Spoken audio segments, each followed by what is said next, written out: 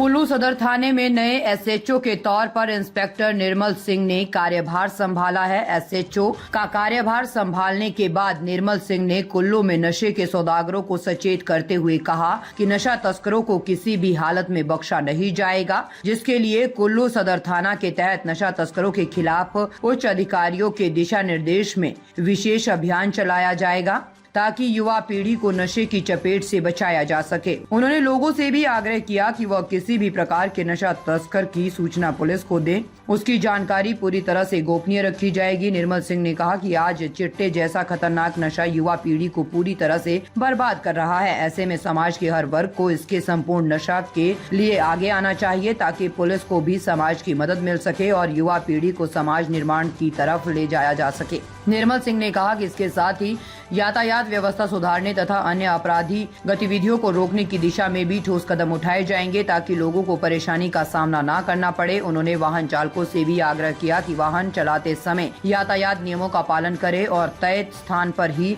अपने वाहनों को पार्क करें ताकि किसी को भी परेशानी न हो। उन्होंने कहा कि कानून व नियमों की जानकारी के संदर्भ में एक व्यापक स्कूली जागरूकता अभियान चलाया जाएगा, जिसके माध्यम से स्कूली छात्रों को नशे के दुष्परिणाम तथा अन्य आवश्यक नियमों व कानून के संदर्भ में जागरूक किया जाएगा। उल्लेखनीय है कि इससे पहले निर्मल सिंह निरमंड व सैंज में थाना प्रभारी रह चुके हैं, जबकि वह भुंतर, पंडोह, अटल टनल, रोहतांग सहित विभिन्न थाना चौकियों में बेहतर सेवाएं दे चुके हैं।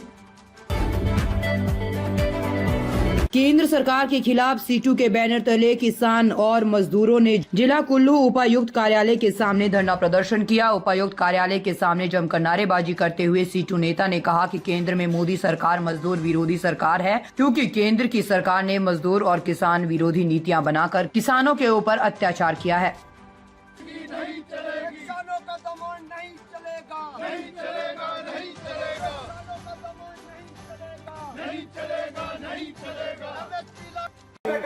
नौजवान किसान जो है उसकी हत्या हुई है। कुछ किसानों की लाठी मारकर उनकी टांगे तोड़ी गई। और हम कहना चाहते हैं ये जो केंद्र में भाजपा की सरकार है कि आपने ही वायदे किए थे जब 14 की बात आपने की कि हम आएंगे। ये जो किसानों का एमएसपी का सवाल है, स्वामीनाथन आयोग के सिफारिश के आधार पे कर्जा माफी की बात आपने की, आय दुगनी करने की बात आपने की, वही मांगे किसान लगातार मांग रहा है। आज 10 साल हो गए हैं और इससे पहले आप जानते हैं 26 नवंबर 2020 से एक आंदोलन चला देश के अंदर 381 दिन तक। उसमें 3 काले कृषि कानून का जिक्र था। वो सरकार ने वापिस किए और समझौता किया लिखित में कि आपकी जो मांगे हैं, एमएसपी का सवाल है, कर्जा माफी का और कोई मांगे हैं, सब मानी गई। लेकिन अब आप देख रहे हैं उसके बावजूद भी 1 साल से ज्यादा हुआ है। अभी किसानों ने 13 फरवरी को ऐलान किया, पंजाब और हरियाणा के किसानों ने हम दिल्ली की तरफ जाएंगे। हैरानी इस बात की, किसान दिल्ली जाना चाहता है लेकिन भाजपा की हरियाणा की सरकार वहां पे आप देख रहे हैं, ये बताने का जरूरत नहीं, आप सब जानते हैं। सारे बॉर्डर जो है कील तारे ये वो सारे कुछ लगा दी। क्या किसान वहां पे जाके उड़धंग कर रहा था? 1 साल किसान लड़ा तब कुछ नहीं किया उसने। क्या दिल्ली किसानों के लिए नहीं है? क्या किसान अपनी आवाज नहीं उठा सकता है? और ये मोदी सरकार के इशारे पे हरियाणा सरकार ने वो सारा बैरिकेड किया, किसानों को वहां पे रोका। और दूसरी बात, एसकेएम ने ऐलान किया है कुछ तोड़ा गया है हमारे संगठनों को सरकार द्वारा। अभी जो है 6 सदस्यीय कमेटी का गठन किया गया है, वार्ता हो रही है, संयुक्त रूप से जो आंदोलन किया जा रहा।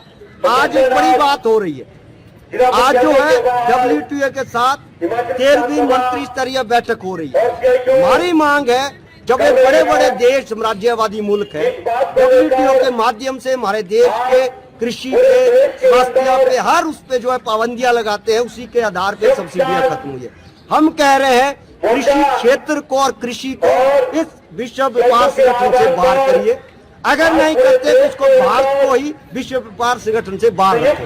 ये मांग आज पूरे देश के अंदर, हम जानते हैं उस मंत्री स्तरीय बैठक इस समय में हो रही है जब किसान आंदोलन कर रहा है और पूरे दुनिया के अंदर भी लड़ रहा है किसान, और इसी आधार पे कह रहा है और WTO शर्त लगाएगा और जो है किसानों को और दबाया जाएगा। हम कह रहे हैं कि मोदी सरकार को किसानों से किए वायदे पूरे करने चाहिए कि दिल्ली जाने वाला ऐलान जो आप रोक रहे हैं। एसकेएम ने ऐलान किया 14 मार्च को दिल्ली के रामलीला मैदान में बहुत बड़ी महापंचायत होगी, उसमें किसान जाएगा, पूरे देश से जाएगा, मजदूर भी जाएगा। आज किसान मजदूर इकट्ठा हुआ है और लड़ रहा है, इस मांग को लेकर हमारी मांगे पूरी करो। ये जो गोलियां चलाई जा रही है, ये जो लाठियां चलाई जा रही है बिना वजह से, इनको आप जो है बंद करिए। दमन की नीति नहीं चलेगी, शोषण की नीति नहीं चलेगी। आप जो कर रहे हैं आज किसानों के साथ, ये आपके लिए बहुत महंगा पड़ेगा। ये डेयरी विकास के लिए 250 करोड़ रुपए का ऋण लेगी हिमाचल सरकार, एग्रीमेंट की तैयारी। पशुपालकों की आय बढ़ाने की योजना के तहत डेयरी विकास के लिए नाबार्ड सरकार को ऋण देगा। सरकार के प्रस्ताव को नाबार्ड ने स्वीकृति दे दी है। अगले सप्ताह इसे लेकर सरकार और नाबार्ड के बीच एग्रीमेंट की तैयारी है। नाबार्ड से 4% ब्याज पर करीब 250 करोड़ रुपए ऋण लेने की योजना है। सरकार ने डेयरी विकास के लिए जायका यानी जापान इंटरनेशनल कॉरपोरेशन एजेंसी से बजट मांगा था, जो स्वीकार नहीं हो सका। दुग्ध उत्पादकों की आय बढ़ाने के लिए सरकार कांगड़ा जिले के डंगवार में 1.5 लाख लीटर प्रतिदिन क्षमता के स्वचालित दुग्ध प्रसंस्करण संयंत्र की स्थापना करने जा रही है। निर्माण कार्य के लिए टेंडर का खर्च सरकार अपने स्तर पर वहन करेगी।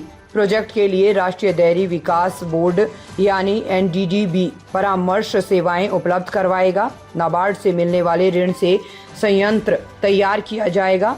ग्रामीण क्षेत्रों में किसानों से दूध खरीद नेटवर्क को भी सुदृढ़ किया जाना है।